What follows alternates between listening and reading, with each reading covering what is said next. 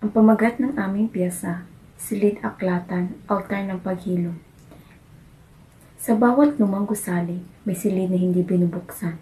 Sa bawat puso, may alaala na hindi hinarap. Sa Eastern University, isang pamantasan na tahimik na kolonyal sa Visayas. Isang silid na matagal nang sarado, ang Room 404. 10 taon na nakalipas na may estudyanteng nawala roon. Hindi na pinapaupahan, hindi na rin binanggit, maliban sa mga bulong sa dilim, hanggang sa dumating si Ralph de los Reyes. Si Ralph ay transfer mula sa Maynila. Tahimik, matalino, pero may dalang anino. Isang pagkakaibigang iniwan, isang pagkakaibigang nasira, isang konsensya na hindi matahimik. Pagdating niya sa dormitoryo, ibinigay sa kanyang susi ng Room 404. May pag-aalangan ang dorm manager. Kung may marinig kang kakaiba, ay huwag mo nalang pansinin pa. Unang gabi ni Ralph, may kuluskos sa sahig. Isang sulat ang dumulas sa ilalim ng pinto. Isang lumang papel, lumang tinta, isang tanong. Naniniwala ka ba sa ikalawang pagkakataon? Kinabukasan, dumating ang roommate niyang si Mary Santiago. Journalism major, masigla, mausisa, mahilig sa urban legends. Nang nalaman niyang si Ralph ay nasa Room 404, halos tumili siya. Pinakita niya ang kwento ni Alden Cruz, isang estudyanteng nahulog mula sa bintana ng Room 404. Hindi malinaw kung aksidente o sinadya, pero mula noon, isinara ang silid. Gabi-gabi may sulat. Lahat ay may tanong.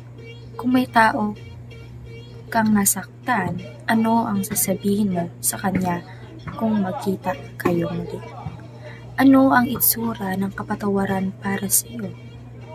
Kung may isang alaala kang babalikan, alin yun?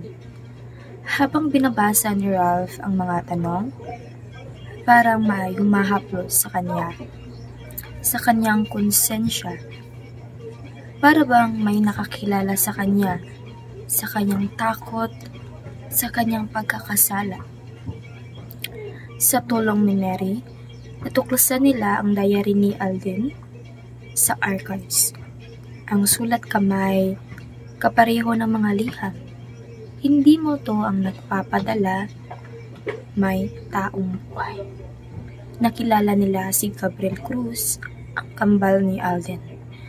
Ibinunyag niya si Alden ay buhay pa pero nasa koma. At ang mga tanong galing sa diary ni Alden, si Gabriel ang nagsusulat. Muli mga ito, umaasang may sasagot. Sa huling liham, tinanong si Ralph, kung may isang bagay kang babaguhin sa buhay mo, alin yon? At dito bumigay si Ralph. Binunyag niya ang dahilan ng kanyang paglipat. Isang kaibigang iniwan niya. Pinalikuran niya ang sitwasyon. Pero ngayon, handa na siyang humarap. Tumawag siya upang humingi ng tawad. Hindi agad naayos ang lahat, subalit nagsimula ang paghilom. Isang linggo matapos dumating ang mga liham, tumawag si Gargo. Nagising si Alden. Dinalaw ni na Ralph at Mary si Alden. Mahina pa ito, ngunit may ngiti sa labi. Hawak ni Ralph ang mga liham. May sumagot na pala. At bulong ni Alden, salamat. Simula noon, ang Room 404 ay hindi na kinakatakutan. Ito ay naging altar ng paghilom. Mga estudyante ay nagsimulang mag-iwan ng liham ng mga tanong, pangarap, damdamin at pag-asa. Ang si Ralph nanatili sa Eastern, hindi na para tumakas, kundi para magsimula muli. At ang Room 404, hindi na ito ay naging isang alamat, hindi ng mga multo, kundi ng mga pusong muling bumangon. Magandang araw sa ating lahat. Isang malaking karangalan po para sa akin ang makatayo sa inyong harapan ngayon. Maraming salamat po sa pagkakataong ito. Simple lang ang nais kong ibahagi sa inyo ngayong araw, ang kahalagahan ng pagtutulungan. Minsan, parang napakalaki ng mga problema, pero kung magtutulungan tayo, walang imposible. Naranasan mo na bang mawala ng pag-asa, pero nakaahon dahil sa pagtutulungan? Ang buhay ay parang isang malaking daan.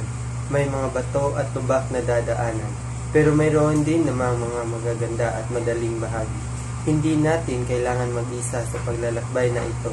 Sa bawat hamon, nariyan ang ating pamilya, kaibigan at komunidad na handang tumulong at sumuporta.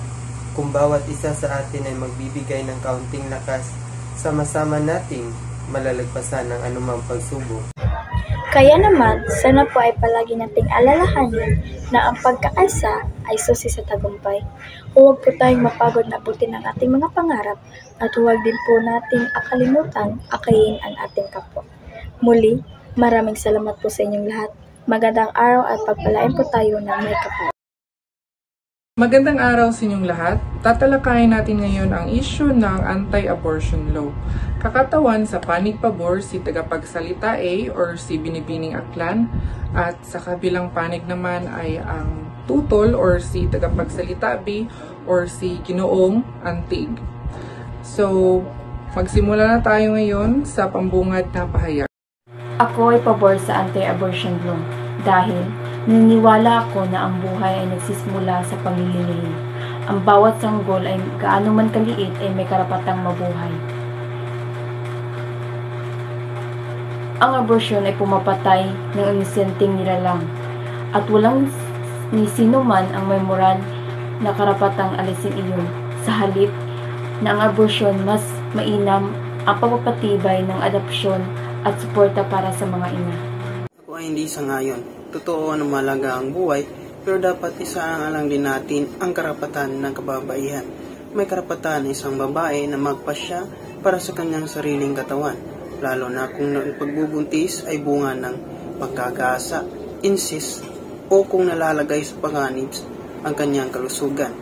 Ang anti-abortion law ay naaalis ang pagpiliang iyon at maaring magdulot pa ng kapahamakan. Ngunit hindi lamang abortion ang solusyon. Sa tamang konseling, tulong pinansyal, at suporta mula sa komunidad, hindi kinakailangan ang pagpapa-abort. Kung papayagan natin ang abortion, para bang sinasabi natin ang buhay ay madaling isang tabi. Ang pagtatanggol sa hindi pa isinisilang ay pagpapakita ng pagpapahalaga sa dignidad ng tao. Mahalaga ang suporta, pero hindi nabubura nito ang katotohanan. Hindi lahat ng babae ay may akses sa matatag na kabuhayan, serbisyong pangkalusugan, o suportang pampamilya. Ang pamimilit sa isang babae na dalhin ang pagbubuntis na ayaw niya ay maaaring magdulot ng trauma, kahirapan, at maging sanhi ng iligal at mapanganib na abortion. Nauunawaan ko ang mga hamong iyon. Pero ang pagkitil ng buhay ng bata ay hindi dapat maging sagot. Sa halip na gawing legal ang abortion, dapat palakasin ang mga programang tumutulong sa kababaihan, katulad ng scholarship, serbisyong medikal, at hanap buhay. Sa ganitong paraan, parehong nabibigyan ng halaga ang ina at anak. Ngunit hindi laging pinoprotektahan ng anti-abortion law ang buhay. Sa ilang kaso, nalalagay pa sa panganib ang buhay ng isang babae na may komplikasyon sa pagbubuntis. Ang tunay na paggalang sa buhay ay pagbibigay galang din sa kalayaan ng babae. Ang pagbibigay pagpili sa kanila ay hindi nangangahulugang hindi